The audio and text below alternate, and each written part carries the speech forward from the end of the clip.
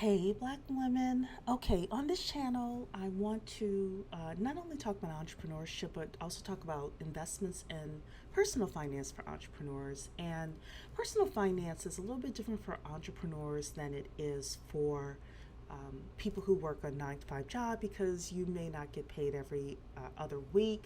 You may get money in your bank account every day. You may only get it in once a month. You may get money, a bunch of money in for a couple of weeks, and then have, you know, a drought or no money coming in for a couple of weeks. So it really does kind of depend on our businesses. So I want to talk about um, two pieces of information, two things that you want to do as an entrepreneur in order to really set yourself up. Number one is have as minimum personal debt as possible outside of a mortgage. I do believe Black women need to be homeowners. So get a mortgage, get a home, you know. I personally am against people who own homes a la Grant Cardone and then tell you not to own homes. But anyway, but outside of a mortgage, you know, if you are able to stay away from credit card debt and stay away from other types of commercial debt that is personal debt, then that's suggestion number one. Suggestion number two is get some savings. So get a cushion.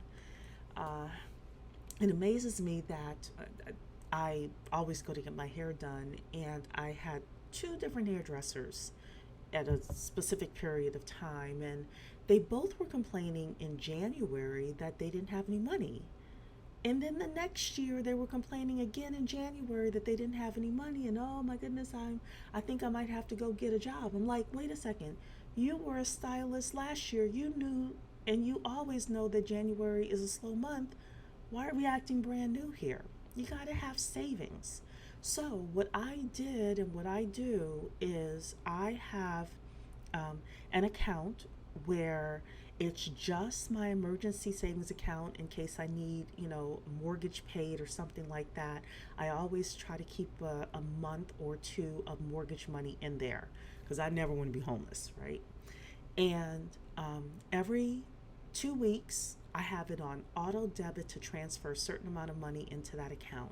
And that is my safety and security money. And I've had to use it at times, right? And then I just replenish it. But the key is you got to have it on auto debit. Otherwise, you will look at your account and think, oh, I was supposed to move this money over, but I really don't want to. I really want to do something else with my money. So it's got to be on auto debit. So that's it, ladies. Those two things. Number one, reduce your personal debt.